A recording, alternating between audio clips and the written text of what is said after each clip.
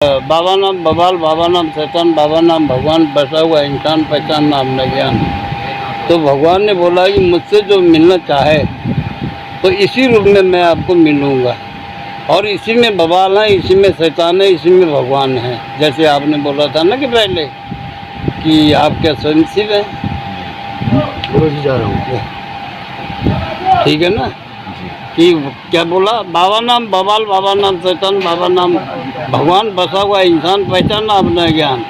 वो आपका ज्ञान से दृष्टि से आप देख सकते हैं कि ये भगवान है या ये शैतान है या ये हैमान है। ये ज़माना कंप्यूटर का है, कितना भजन आपके अंदर है, कितने साधना आपके अंदर है, वो सब बता देगा। उन्होंने बोला है जी। भगवान शंकर भी आए थे यहाँ, और भगवान शंकर का यहाँ ससुराल भी है जी। ठीक। सभी मित्रों को राधे राधे। दोस्तों, इस वक्त हम मौजूद हैं भगवान श्री शंकर की उस प्राचीन नगरी में जहां पर मोक्ष होता है। यहाँ पर गंगा मैया आपको आपके पापों से मुक्ति दिला देगी, और यहीं पर विराजते हैं ऐसे दिव्य संत जिनका ये नहीं पता कि कब इनकी आयु, कब जन्म हुआ था, कब इनका मरण होगा, क्योंकि यह भगवान श्री शिव की नगरी में निवास करते हैं। इसे हरिद्वार भी कहा जाता है। अब हमारे बीच में जो महाराज हैं, यह इतने ज़्यादा आनंदित और भाव विभोर करने वाले शब्दों से आपको इस तरह से वृत्तांत सुनाएंगे कि आप इनकी भाषा सुनते रहेंगे, मन करेगा कि सुनते रहें। महाराज जी का मैं परिचय देने से पहले आपको बता दूं कि महाराज जी ने बचपन से ही गृहस्थ को त्याग दिया था, और उसके बाद में राह पकड़ ली थी इन्होंने भगवान भोलेनाथ के चरणों में रमने की। महाराज जी, आपका स्वागत करता हूं मैं बहुत। महाराज जी, आपने अपना सब कुछ गृहस्थ आपने त्याग कर इस दिशा में आप आ गए, तो ये सब कैसे हुआ, कैसे आपको लत लगी कि आपको इस दिशा में ही जाना है? मुझे ऐसा था, कहते मेरे नसीब में जो लिखा होता है जी। कोई प्रधानमंत्री बनता है, कोई फौजी बनता है, कोई मुख्यमंत्री बनता है, कोई मास्टर बनता है, कोई कुछ बनता है जी। कोई संत बनते हैं जी। जिनकी महान आत्मा होती है, वो संत बनते हैं जी। और मैं संत बन गया जी। ये है लोगों का उद्धार करने के लिए जी। है। संत बनने से ऐसा होता है, या 7 पीढ़ी पार होती है जी। जो ज़्यादा साधना हो तो संसार को पार कर देता है। जी। ये है संत बनने का। तो महाराज जी, ऐसा कहा जाता है कि जो हरिद्वार है वो मोक्ष की नगरी है। तो गंगा बड़ी, गोदा बड़ी, तीर्थ बड़े, प्रयाग धारा बड़ी, समुद्र की पाप कटे हरिद्वार। जी। ये नगरी हरिद्वार का नगरी यहाँ से लेके गंगा सागर तक है। जी। तो जो पाप का स्थिति है ना, तो गंगा जी में ही कटता है, यहाँ हरिद्वार में, और जगह नहीं कटता। जी। ये भगवान कृष्णा ने या भगवान विष्णु ने बोला है। जी। भगवान शंकर भी आए थे यहाँ, और भगवान शंकर का यहाँ ससुराल भी है। जी। ठीक। और यहाँ माया देवी भी है। जी। माया का खजाना भी है यहाँ। जी। क्या तो कहते हैं, क्या कहते हैं, गंगा बड़ी, गोदा बड़ी, तीर्थ बड़े, प्रयाग धारा बड़ी, समुद्र की पाप कटे हरिद्वार। हरिद्वार में सच्ची भावना से जो आता है उसका यहाँ पाप कट जाता है। यहाँ करे हुए बाहर करे हुए पाप यहाँ कट जाते हैं, यहाँ करे हुए पाप कहीं नहीं कटते। तो महाराज जी, ऐसे तो लोग पाप करेंगे और गंगा मैया में स्नान कर लेंगे, उन्हें तो फिर डर ही नहीं लगेगा। उन्हें तो ये है कि भाई पाप करना है तो गंगा मैया आराम से उन्हें निस्वल कर देगी पाप। नहीं, ऐसा नहीं है। कर्म के अनुसार सब कुछ होता है। जी। कर्म ही प्रधान है। जी। क्या कर्म प्रधान है। कर्म अच्छे करोगे तो पाप धुल जाएंगे, बुरे करोगे तो बुरे मिल जाएंगे। जी।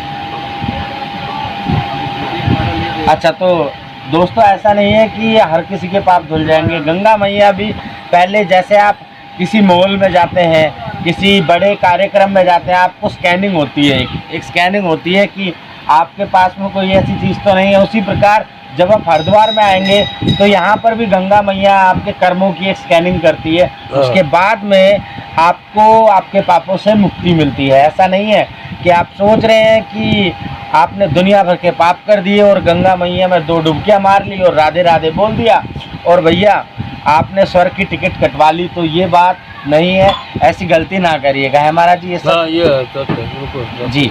तो महाराज जी आपने तपस्या करी, आपने भभूत अभी अपने पूरे शरीर पर महाराज जी ने जो भभूत का लेप लगा रखा है, हाँ। तो भोलेनाथ का भी यही पसंदीदा एक श्रृंगार हुआ करता था, जी। है?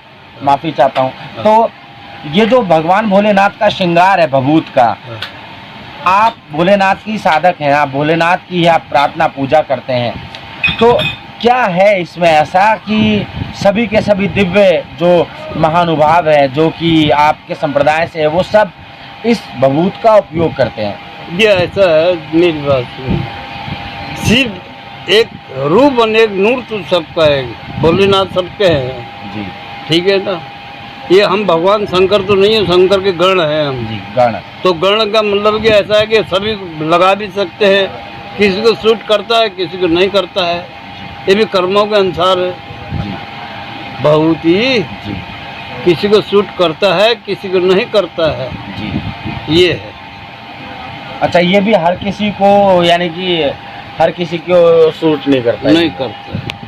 तो महाराज जी आपने भी साधनाएं करी होंगी, जंगल में अभी आपने तप करा होगा, हाँ, खूब कराइए। तो स्थितियां कभी कभार विपरीत हो जाती हैं, वो हो जाता है। उन्हीं में से कोई एक स्थिति बताइए अभी दर्शकों को। ऐसा है, यहीं हम यहीं रह रहे थे, यहीं बुलडोजर फेर दिया, सब कुछ फेर दिया, जी।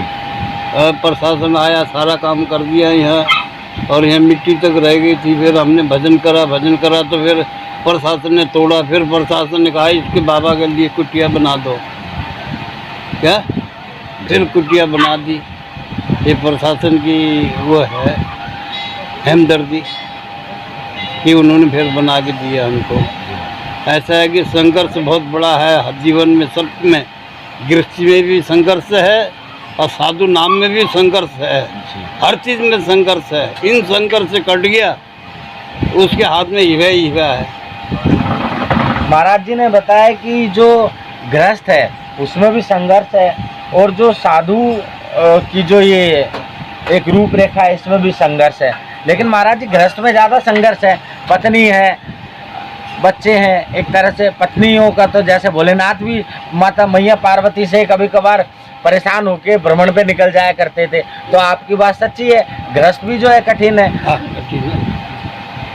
कठिन है, बहुत तगड़ा। तो फिर साधुत्व यानी कि आसान है? साधु आसान नहीं है, साधु के अंदर भी ऐसा है कि तलवार की धार लोहे शनि चबाने पड़ते हैं तब साधु बनता है। घिसते घिसते हीरे घिसते हीरा बनता है, डायरेक्ट पत्थरी हीरा नहीं बनता, ऐसे ही साधु होता है।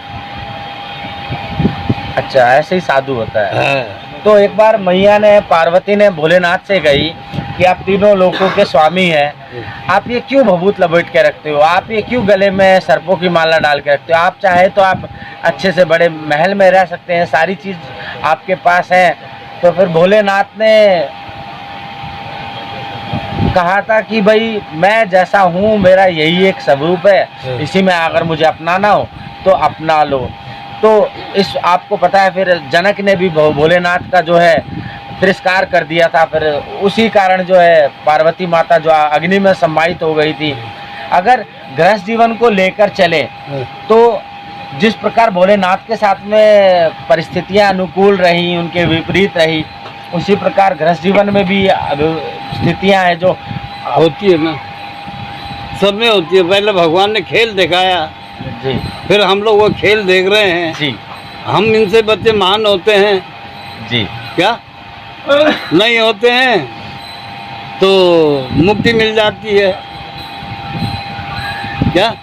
पहले तो भगवान ने खेल दिखाया कि ऐसा ऐसा ऐसा ऐसा है जी। जिस काम से मैं ही नहीं कर पाया वो काम तुम भी करके देख लो, ये है। तो महाराज जी आपका जीवन ब्रह्मचार्य से पूर्णत है, और कहते हैं ब्रह्मचार्य में इतनी शक्ति होती है कि किसी भी चीज़ को प्राप्त करने का अगर पहला एक जरिया होता है तो ब्रह्मचार्य होता है। तो आपने अपने जीवन में इतने वर्षों की कठिन तपस्या करी, उसके बाद में आपने इस स्थिति को बनाए रखा, तो कितना कठिन है?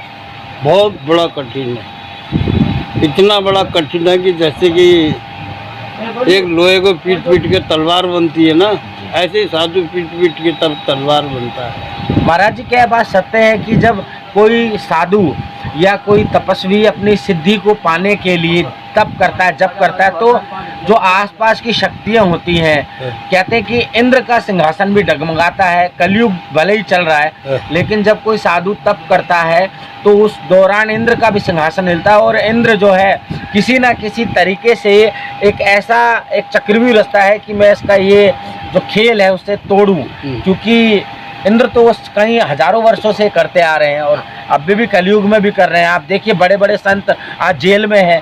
कहीं ना कहीं एक माया का एक ऐसा प्रलोभन रच देना जिससे कि बड़े बड़े साधु नहीं बच सकते।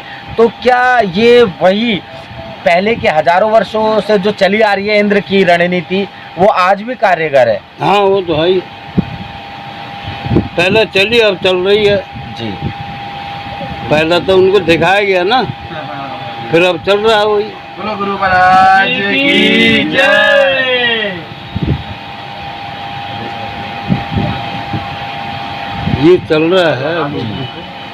आप इससे कैसे बचे? इतने वर्षों से आप कैसे इस चीज से निकले? नहीं, हम सबके साथ रहते हैं, हम अपने आप को बच्चे बस, हम धी बहने आ जाए, कोई भी आ जाए, हम उनके साथ हैं।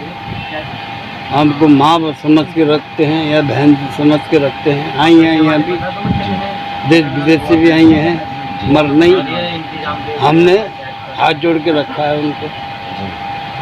ये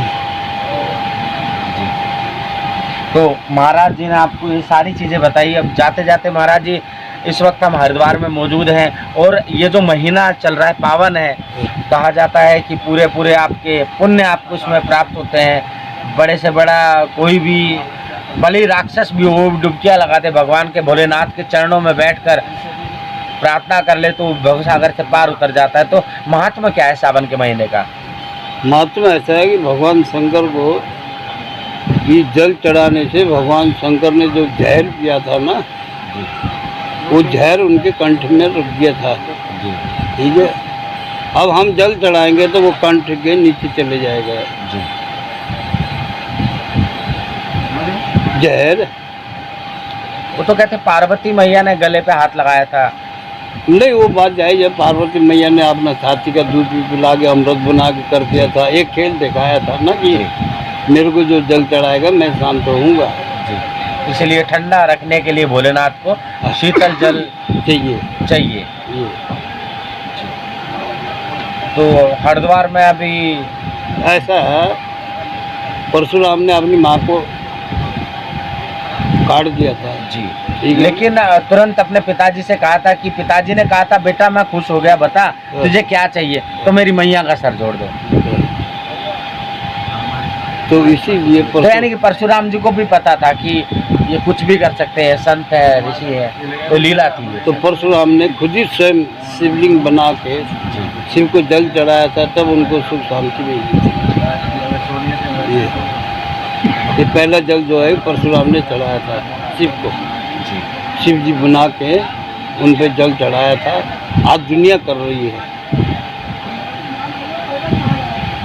तो महाराज जी बहुत अच्छा लगा महाराज जी से मिलके, इनकी वाणी सुन के। कहते हैं संतों की वाणी जो है एक तरह से अमृतमयी है, अमृतपान है। आप संतों के सानिध्य में अगर बैठ जाएंगे तो आपको अनचाहे में वो सब मिल जाता है जिसकी आपने कभी कल्पना ना करी हो। उनके मुख से ऐसी वाणी निकल जाएगी। अगर कहा जाता है कि जो गुरु महाराज हैं, अगर वो आप पर क्रोधित होंगे तो आपका भला होगा, अगर वो आपको देख के मुस्कुराएंगे तो सोच लीजिए आपके जीवन में दुर्घटनाएं घटने वाली हैं। क्योंकि जो तपस्वी होते हैं, संत होते हैं, उनके क्रोध में ही आशीर्वाद होता है। महाराज जी सही है? वो तो है ही जी, वो तो है। कैसे है, देखिए मेरी बात सुनिए। कहते हैं बाबा नाम बबाल, बाबा नाम शैतान, बाबा नाम बबाल, बाबा नाम शैतान, बाबा नाम भगवान, बसा हुआ इंसान, पहचान नाम न ज्ञान। तो भगवान ने बोला कि मुझसे जो मिलना चाहे तो इसी रूप में मैं आपको मिलूँगा, और इसी में बबाल है, इसी में शैतान है, इसी में भगवान है। जैसे आपने बोला था ना कि पहले कि आप क्या स्वयंसेवी हैं? रोज ही जा रहा हूँ। ठीक है ना? कि क्या बोला, बाबा नाम बवाल, बाबा नाम शैतान, बाबा नाम भगवान, बसा हुआ इंसान पहचाना अपना ज्ञान। वो आपका ज्ञान से दृष्टि से आप देख सकते हैं कि ये भगवान है या ये शैतान है या ये हैमान है। ये ज़माना कंप्यूटर का है। कितना भजन आपके अंदर है, कितने साधना आपके अंदर है, वो सब बता देगा। सब पता। सत्य। तो दोस्तों, आपने महाराज जी को सुना।